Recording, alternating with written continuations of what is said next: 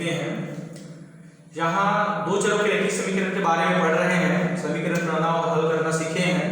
अब इसके पश्चात हम देखेंगे जो अवलोकन से समीकरण निकाय के हल के प्रकार का पता लगा कि ये समीकरण के जो हल है किस प्रकार के हल है। कई अलग अलग समीकरण में अलग अलग प्रकार से कुछ होता है। तो यहाँ पे देखें, पहला समीकरण जैसे हम लिए हैं a1x + b1y = c1, फिर दूसरा समीकरण है a2x + b2y = c2। तो ये समीकरण एक और दो है। तो इसमें इस दोनों में हम ये देखेंगे कि बिना हल किए समीकरण के बारे में पता करना है कि वो किस प्रकार से हल है, कि वह किस प्रकार से हल है। तो यहाँ पे हम देखेंगे x और y के गुणांक, x और y के गुणांक से हम देखेंगे कि क्या स्थिति है। जैसे यहाँ पे x का पहला समीकरण का गुणांक क्या है, a1 b1 और क्या है c1 है। फिर दूसरे समीकरण का गुणांक क्या है, a2 b2 और क्या है c2 है। अब इसमें कुछ संबंध की प्रक्रिया होती है जिससे समीकरण का पता लगाया जा सकता है कि वह किस प्रकार से हल की प्रक्रिया है, किस प्रकार से हल की प्रक्रिया है। तो यहां पे देखें,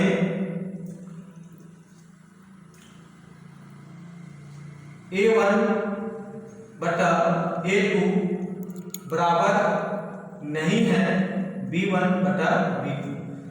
जैसे इसमें स्पष्ट होता है कि a1 बटा a2 बराबर नहीं है b1 बटा b2, यह स्थिति होती है तब क्या होता है समीकरण का तीन प्रकार का हल होगा। क्या होगा, ये अद्वितीय हल होगा, यानी इसमें हल आप प्राप्त कर सकते हैं। क्या हल होगा, ये अद्वितीय हल होगा। दूसरा a1 a2 बराबर b1 b2 बराबर नहीं c1 c2। तो इस तरह से कंडीशन आएगा, इसमें क्या होगा, कोई हल नहीं। समीकरण में क्या होगा, ये कोई हल नहीं है, यानी हल प्राप्त नहीं होगा। इसमें क्या होगा, हल प्राप्त नहीं होगा अगर इस कंडीशन में है। यानी गुणांक लिया गया है, गुणांक का कंडीशन बता रहे हैं। फिर तीसरा क्या है, तीनों बराबर हो, a1 बटा a2 बराबर b1 बटा b2 बराबर c1 बटा c2। अगर ये तीनों बराबर है तब क्या होगा, अनंत अनेक हल है, अनंत अनेक हल है।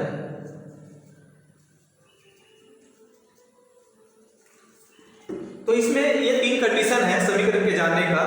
पहला स्थिति अगर बराबर ना हो तो अद्वितीय हल, एक बराबर हो फिर तीसरा बराबर ना हो कोई हल नहीं, अगर तीनों बराबर हो तो ये क्या हो जाएगा, ये अनंत अनेक हल होते हैं। अब इसमें इस तरह से जानकारी है। तो यहाँ हम गुणांक को लेकर के हम देखेंगे, जैसे दो चरों के रैखिक समीकरण, ये मानक रूप है, इस मानक रूप से आप तुलना करके भी आप ये कर सकते हैं, है ना। तुलना करके आप देखेंगे और तुलना करने के पश्चात फिर इसमें रखते हैं और रख करके देखेंगे कि वह कौन से हल की प्रक्रिया के अनुसार है। तो ये प्रश्नावली 3 में देखेंगे। यहाँ पे हम देखते हैं कौन सा, प्रश्नावली 3।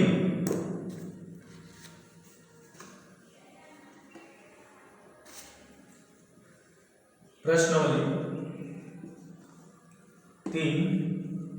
अब इसमें प्रश्नावली 3 में जैसे पहला क्वेश्चन है, पहला प्रश्न क्या कहता है कि दर्शाइए कि निम्नलिखित समीकरण निकाय का अद्वितीय हल।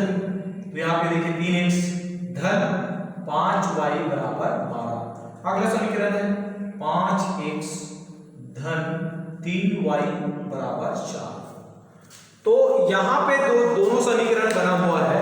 अब इसमें हमको ये करना है कि ये अद्वितीय हल है या कौन से हल है, इसको आपको देखना है।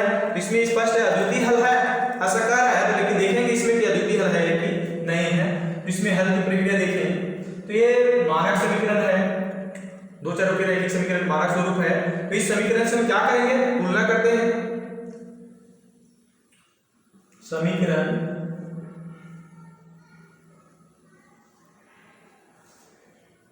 समीकरण को प्रारूप दो चरों के रैखिक समीकरण से तुलना करने पर तो यहाँ पे तुलना करके देखते हैं कि A1 के स्थान में क्या है 3, B1 के स्थान में क्या है 5 और C1 के स्थान में क्या है 12। एवं फिर पुनः देखिए A2 के स्थान में क्या है 5, B2 के स्थान में क्या है 3 और C2 के स्थान में क्या है 4। तो ये इसके स्थान अनुसार ये हो जाता है। अब हम देखेंगे तीनों के मान प्रक्रिया में। तो पहले कंडीशन से पहले गुजरते हैं।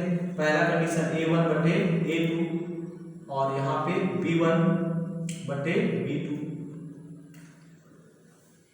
A1 बटा A2 और B1 बटा B2।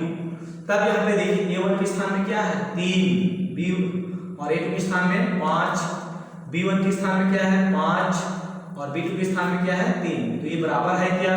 नहीं है। बराबर है? नहीं है। बराबर नहीं है। अतः क्या हो जाएगा?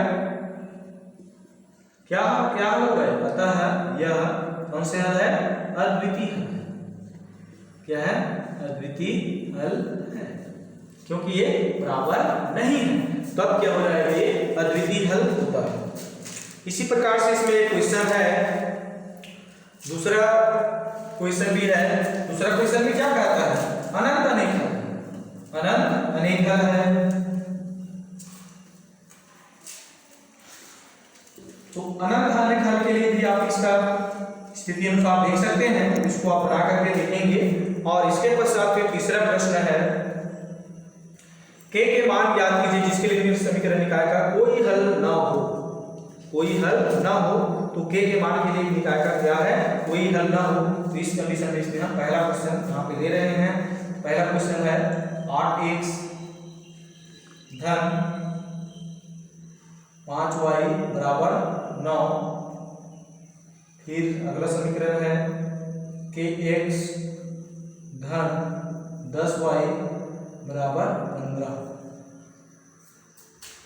8x धन 5y बराबर 9 और kx धन 10y बराबर 15।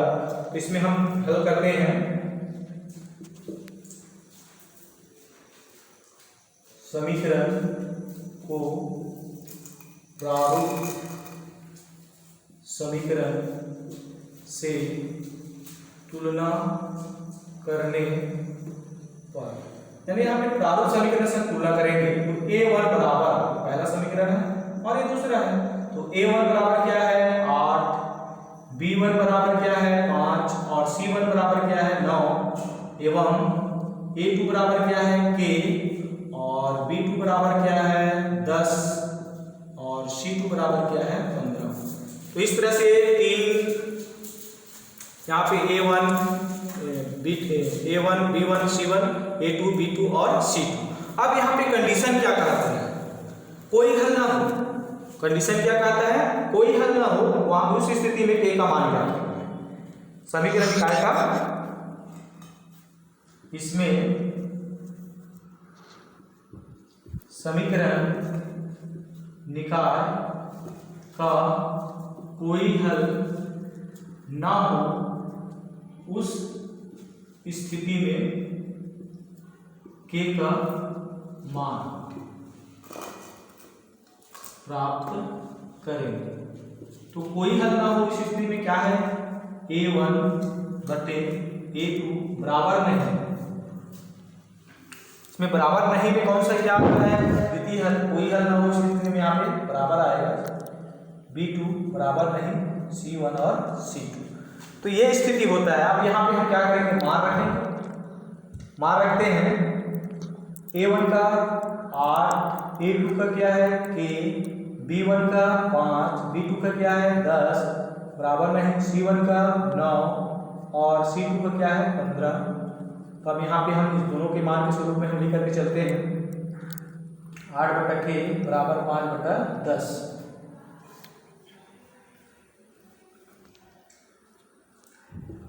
8 बटा K और 5 बटा 10 हल करते हैं।